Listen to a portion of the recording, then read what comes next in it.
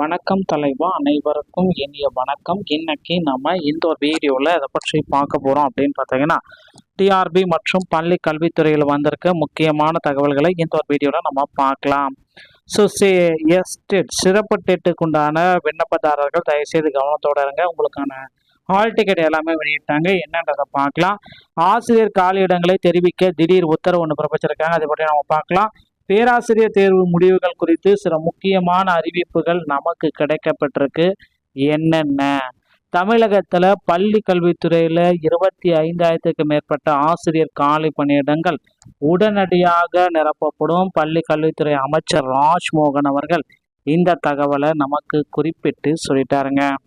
So இதில் பார்த்தீங்க அப்படின்னா, இந்த காலேஜ் டிஆர்பியோடைய ரிசல்ட்டில் கண்டிப்பாக பின்னடைவு தான் இருக்குது. அடுத்த வாரம் இந்த ரிசல்ட்டை வெளியிடுவோம் அப்படின்ற மாதிரி குறிப்பிட்டு சொல்கிறாங்க. இந்த காலேஜ் டிஆர்பியில் அடுத்த வாரம் வெளியாகும். ஆசிரியர் தேர்வு வாரியம் அரசு கலை அறிவியல் கல்லூரி உதவி பேராசிரியர் தேர்வு நடந்த தேதி கடந்த ஆண்டு டிசம்பர் 27. காலி பணியிடம் மொத்த காலியிடம் பார்த்தீங்கன்னா 42,000 பேராசிரியர் பணியிடங்கள். 2,00,000க்கு மேற்பட்ட விண்ணப்பித்தவர்கள். இயற்பியல், வேதியியல், கணிதம், தமிழ், ஆங்கிலம் விண்ணப்பிக்க தகுதி தமிழ் உயர்கல்வி கல்வியியல் இயக்குநரும் வழங்கி வருகிறது. தற்பொழுது வரை 8,000க்கு அதிகமாக உதவி பேராசிரியர் தேவைப்படுகிறார்கள். முடிவு கட்டங்கள்: முதற்கட்டமாக 48 பாடங்களை சேர்ந்த 2,708 உதவி பேராசிரியர் பணியிடங்களுக்கு ஏற்கனவே தேர்வு வாரியம் நடத்தி தேர்வு அறிவிப்பு வெளியிட்டது. இரண்டாம் கட்டம் மீதமுள்ள 16 பாடங்களுக்கு தேர்வு முடிவுகள் அடுத்த வாரம் வெளியாகும். அடுத்த கட்ட நடவடிக்கை அப்படின்னு நம்ம பார்க்குறப்ப, தேர்வு முடிவு வந்த பிறகு சான்றிதழ் சரிபார்ப்பு நடத்தப்பட்டு பணி நியமனங்கள் நேர்காணல் நேரடியாக நடத்தப்படும். மேலும் 2,708 பணியிட முடிவு ஏற்கனவே வந்தாச்சு. பாக்கி 16 பாடங்களுக்கான முடிவுகள் அடுத்த வாரத்தில் வரும் அப்படின்றது எல்லோருடைய எதிர்பார்ப்புமா இருக்கு. ஸோ இந்த அசிஸ்டன்ட் ப்ரொஃபஸருடைய தேர்வு முடிவுகள் அடுத்த வாரம் நிச்சயமாக வரும் அப்படின்றது எதிர்பார்க்கப்படுது. எப்படி இருந்தாலும் இந்த காலேஜ் டிஆர்பியோடைய ரிசல்ட் பார்த்தீங்கன்னா பின்னடைவு தான். ஒருவேளை கேன்சல் செய்யப்படுவதற்கும் நிறைய வாய்ப்புகள் இருக்குது. சட்டசபையில் ஆசிரியர்களுடைய காலி பணியிடங்கள் உடனடியாக நிரப்பப்படும். முதல்வர் விஜய் அவர்கள் குறிப்பிட்டு சொல்லிட்டாங்க.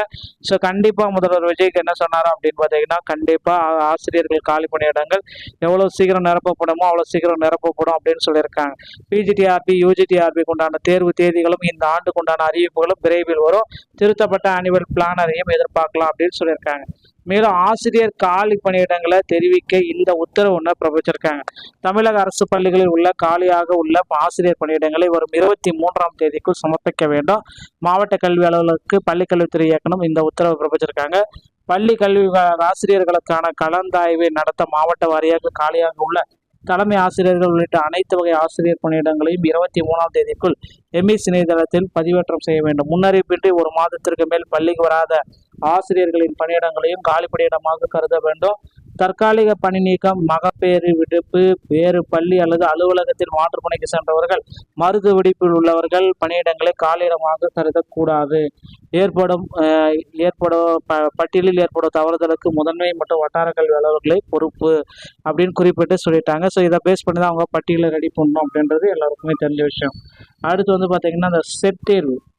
ஸோ கண்டிப்பாக அந்த செட் தேர்வு பார்த்தீங்கன்னா நடத்துகிறாங்க. ஜூலை மாதத்தில் ஆசிரியர் தேர்வு வாரியத்துடைய சிறப்பு டெட் விண்ணப்பதாரர்கள் அவங்களுக்கு ஒரு சில தற்காலிகமான இப்போ இருக்கிற சுச்சுவேஷனில் சில முக்கியமான தகவல்கள் என்ன அப்படின்றத நான் சொல்ல போகிறேன்.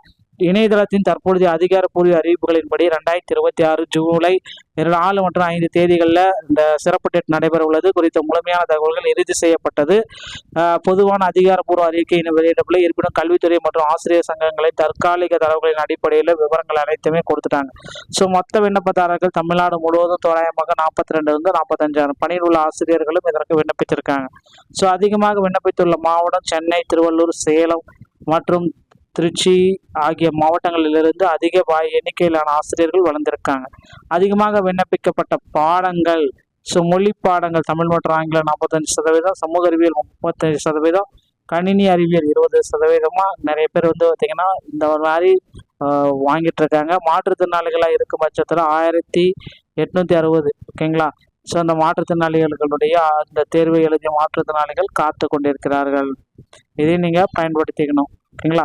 ஸோ அடுத்து பார்த்தீங்கன்னா, நீங்கள் எல்லாருமே எதிர்பார்த்த மாதிரி சில முக்கியமான தகவல்கள், இன்னும் ஒரு சில முக்கியமான தகவல்கள் நமக்கு வந்திருக்கு. அதை பேஸ் பண்ணி நம்ம பார்க்குறப்போ பார்த்தீங்கன்னா பள்ளி கல்வித்துறை அமைச்சர் அவர்கள் விரைவில் வந்து முக்கியமான முடிவுகளை எடுப்பார் அப்படின்றது எதிர்பார்க்கப்படுதுங்க. ஸோ சட்டமன்றத்தில் முதல்வர் விஜய் அவர்கள் ஆசிரியர்களுக்கு சாதகமாக பேசுவார் என்று எதிர்பார்க்கப்படுகிறது. தகவல் உங்களுக்கு பிடிச்சிருந்தா நீங்கள் நம்முடைய சேனலோட இணைந்திருங்க. நன்றி, வணக்கம், தேங்க்யூ.